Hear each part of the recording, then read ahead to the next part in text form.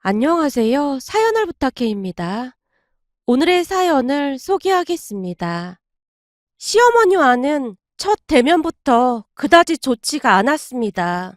제가 딱히 뭘 한 것도 없는데 그저 못마땅해 했거든요. 첫 인사를 드리러 갔던 날 시아버님께서 반갑게 맞아주셨어요. 반가워요. 학교 선생님이라 그런지 그냥 딱 봐도 바르게 보이네.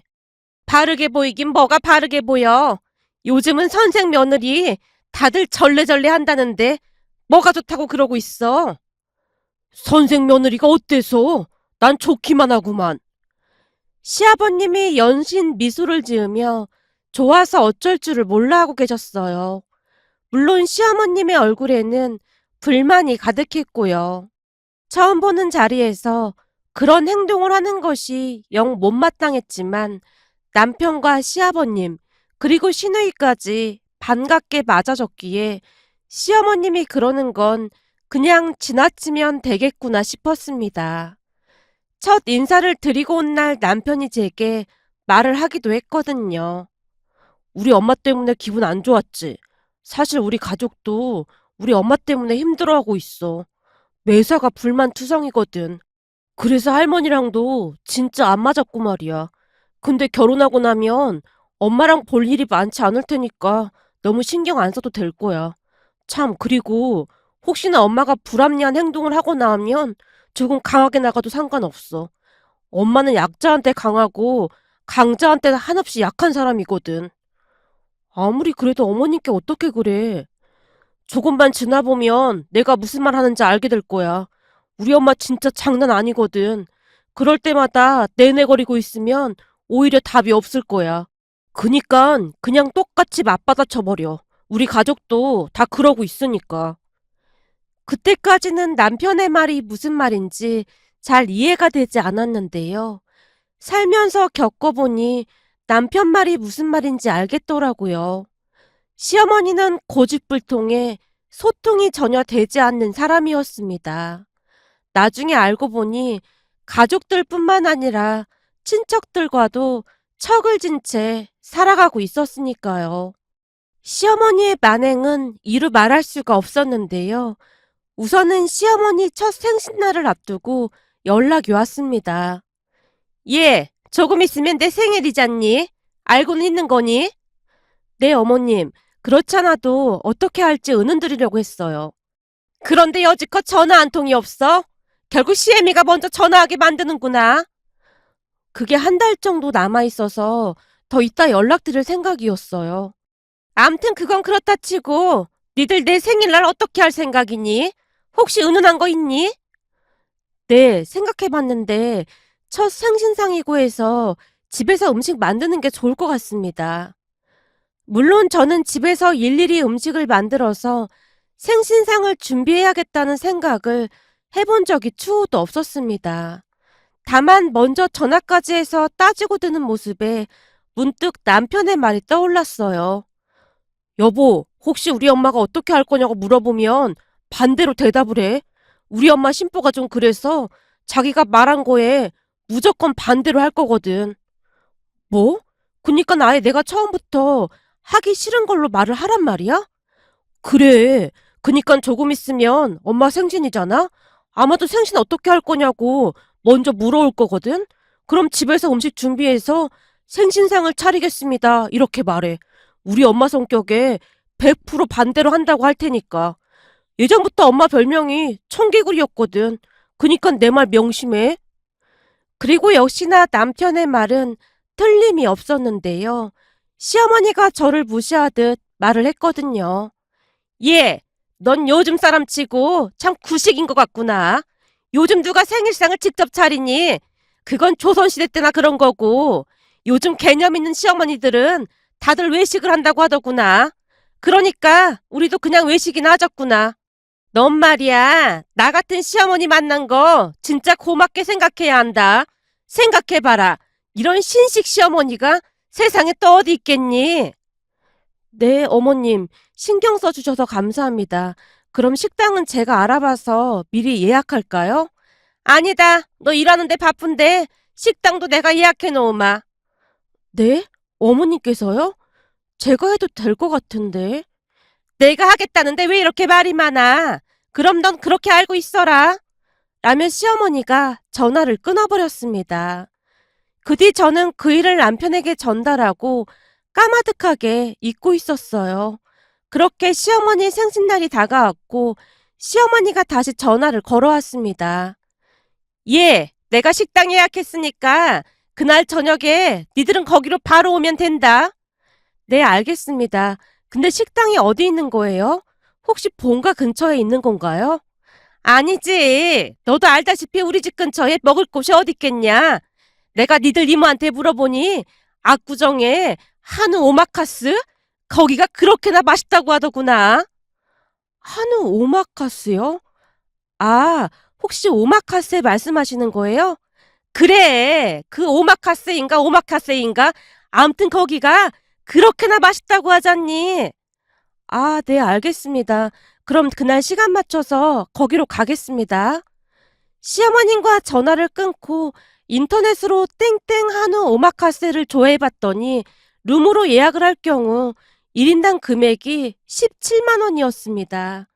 금액을 보고 조금 놀라긴 했지만 첫 생신이고 하니 그냥 즐거운 마음으로 사드리자 하고 말았는데요. 생신날 저녁 시어머니가 말한 오마카세 집으로 갔다가 그만 눈이 휘둥그레지고 말았습니다. 세상에나 그곳에 시 이모님부터 외삼촌님까지 모두가 와 계셨거든요. 참고로 시어머니는 오남매입니다. 그 오남매가 한 분도 빠짐없이 앉아 계셨어요. 그랬으니 제가 놀랄 수밖에요. 사전에 우리에게 어떠한 언질도 없었으니까요. 저보다 더 놀란 남편이 시어머니에게 말했어요. 다들 오신다고 미리 말이나 하지 그랬어. 뭐가 어때서 그래? 우리가 남도 아니고. 그리고 내 동생들이 혹시나 돈 많이 나올까봐 부부가 같이 안 오고 다들 혼자 왔잖니. 잘 봐라. 내 동생들이 날 닮아서 이렇게나 착하다니까. 시어머니가 손으로 입을 가리며 하하호호 웃고 있었는데요. 참 대단하다는 생각만 들었습니다. 아마도 시어머니는 처음부터 그럴 생각이었던 거 같아 보였거든요. 결국 그날 밥값만 150만 원이 넘게 나왔답니다. 식사를 하고 집에 돌아온 남편이 시어머니한테 전화해서 따진다고 하는 걸 제가 말렸어요. 우리 엄마 진짜 해도 너무하는 거 아니야? 우리랑 한마디 상의도 없이 어떻게 이모들이랑 외삼촌들까지 다 부를 수가 있어? 나 이대로 못 참아. 엄마한테 전화해서 뭐라고 해야겠어. 우리가 맞벌이를 한다고 하지만 오늘 밥값만 150만 원이 넘게 나왔어. 그렇다고 전화해서 뭐라고 할 건데 그냥 둬. 첫 생신이고 하니까 그냥 좋게 좋게 생각하자. 화가 나서 그렇지. 장인 장모님은 같이 외식이라도 하면 내가 먼저 계산할까 봐서 미리 계산하고 그러셔서 얼마나 미안한데.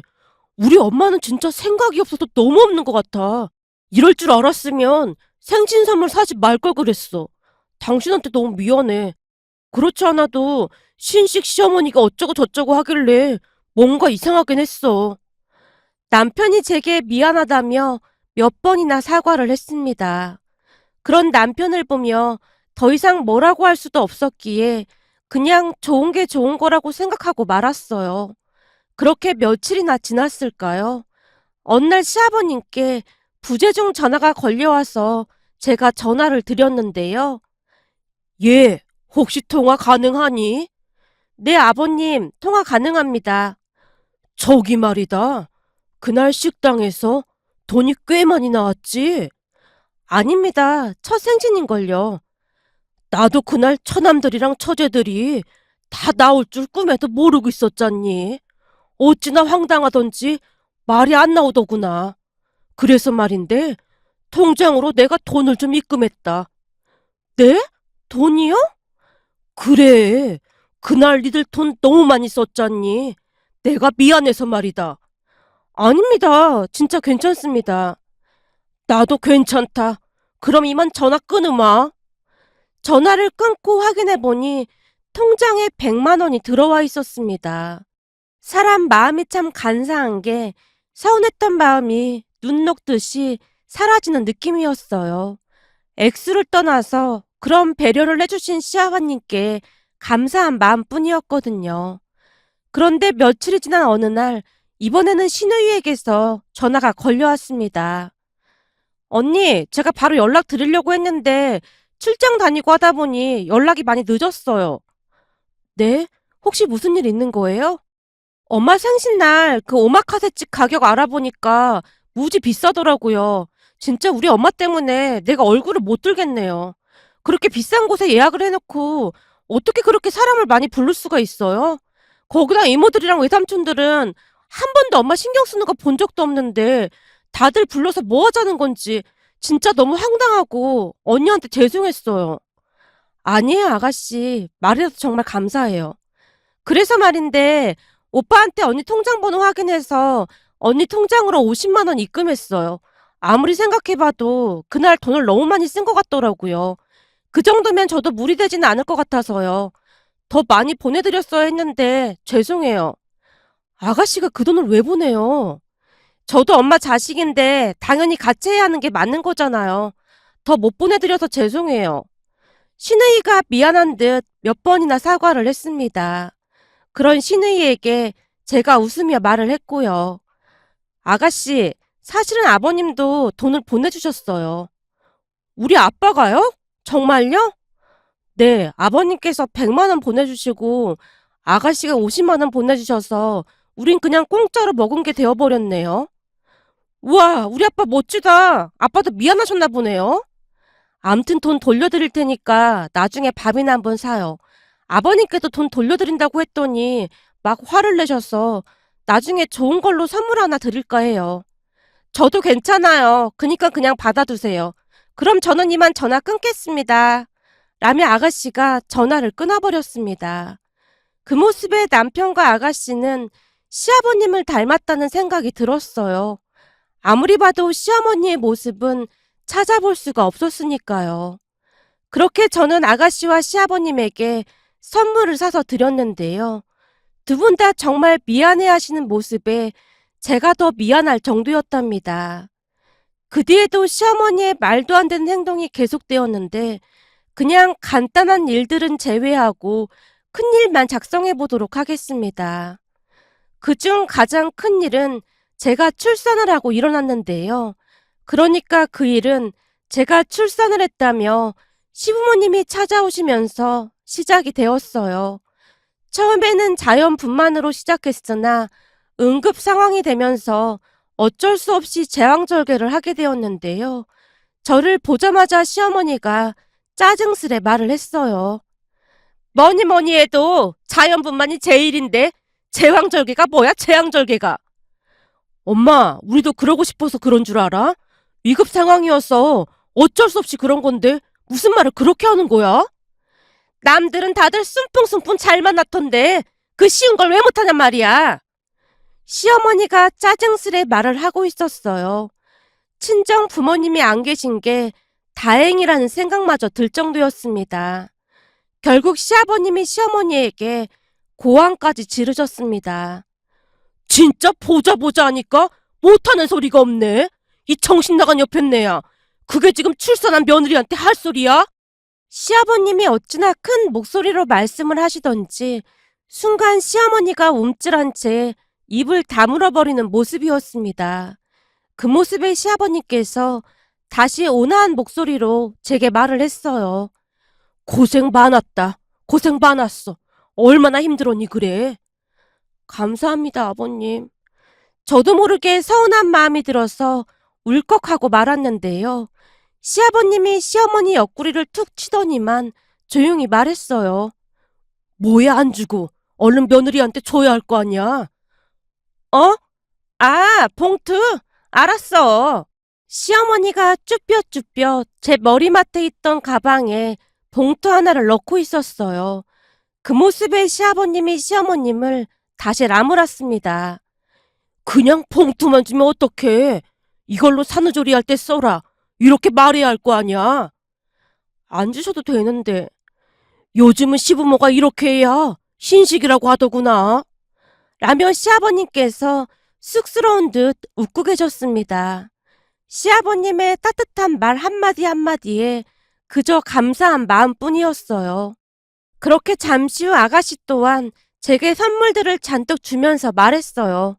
언니, 출산 후에 피부 관리도 잘하고 그래야 한다고 해서 제가 피부관리샵 티켓 좀 끊어왔어요. 오빠랑 내가 종종 조카 봐줄 테니까 피부 관리도 받고 그러세요. 요즘은 다들 그렇게 관리 받는다고 하더라고요. 아주 상전 나셨네, 상전 나셨어. 출산한 게 뭔 벼슬이라고. 시어머니가 비웃듯 말을 했는데요. 엄마가 그러니까 악덕 시어머니 소리 듣는 거 아니야. 제발 심보 좀 곱게 쓰면 안 돼? 근데 봉투에는 얼마나 들어있는 거야? 신우이가 장난스레 제 가방에 있던 봉투를 확인하려고 하던 찰나에 시어머니가 갑자기 비명을 질러댔어요. 넌 어쩜 그렇게 예의가 없는 거니? 네가 그걸 왜 들여다봐? 너 그거 신우이 짓인 줄 몰라서 그래? 그런가? 근데 엄마 왜 이렇게 놀라는 거야? 아무래도 뭔가 꿍꿍이가 있어 보이는데? 내가 꿍꿍이가 있긴 뭐가 꿍꿍이가 있다고 그래? 그 순간 뭔가를 눈치챈 듯 시아버님이 봉투를 꺼내서 봉투 안을 확인하려고 했는데 시어머니가 소리까지 지르면서 봉투를 빼앗기 위해 안간힘을 쓰고 있었어요. 며느리 보기 창피하게 뭐하는 짓이야? 당신이야말로 이게 뭐하는 짓이야? 봉투를 왜 못 보게 하냔 말이야. 시아버님이 시어머니를 밀치고 봉투 안을 확인하다가는 놀라서 외쳤어요. 뭐야? 왜 50만 원밖에 없어? 50만 원도 감지덕지하고만 뭘 그래? 내 말은 그게 아니잖아. 내가 분명히 300만 원 넣었는데 봉투에 왜 50만 원만 있냔 말이야. 나머지 돈 어쨌어? 저기 그게 시어머니가 미처 말을 잇지 못하고 있었어요. 그 모습에 시아버님 얼굴이 울그락불그락해져 있었지만 저 때문에 참는 듯한 모습이 역력해 보였습니다.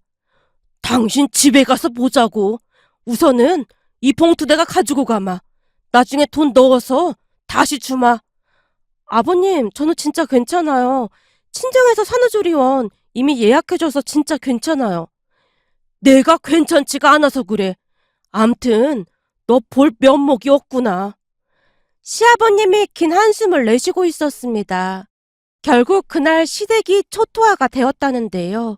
아가씨 말에 의하면 시아버님이 봉투에 300만 원을 넣어서 시어머니에게 주면서 저에게 주라고 했던 모양인데요.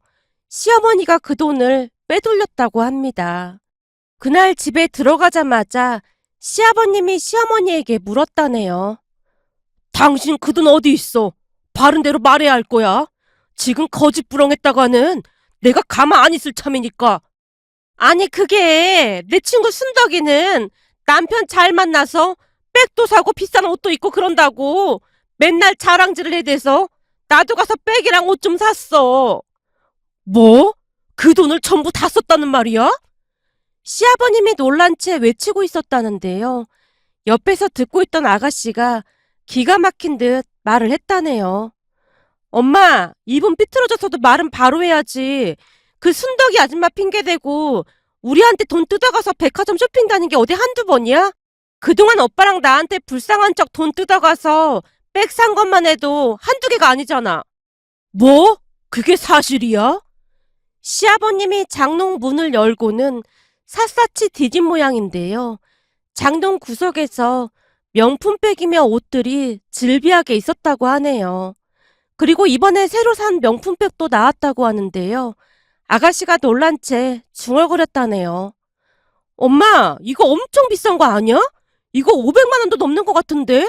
대체 무슨 돈으로 산 거야? 그게 일부 현금 주고 나머지는 할부했어. 뭐? 엄마 진짜 큰일 날 사람이네? 어쩌려고 이러는 거야? 뱁새가 황새 쫓다가 어떻게 되는지 몰라서 그래? 결국 그날 시아버님이 참고 참았던 분노가 폭발하고 말았다는데요. 당신 내일부터 형수님 가게에 가서 일하고 돈 벌어와. 안 그럼 나 앞으로 당신 얼굴 안 볼 테니까 그런 줄 알아. 나 농담하는 거 아니야. 나랑 같이 살고 싶으면 그 돈 쓴 만큼 가서 일하고 돈 벌어와. 밖에 나가 돈 벌기가 얼마나 어려운데 허영심에 쩔어서 그러고 돌아다녀. 뭐? 지금 나보고 형님 식당에 가서 일을 하란 말이야? 싫어. 난 죽어도 못해. 당신도 형님 성격 잘 알면서 어떻게 그런 말을 할 수가 있어? 형수님 성격 잘 아니까 그러는 거 아니야. 당신은 말이야.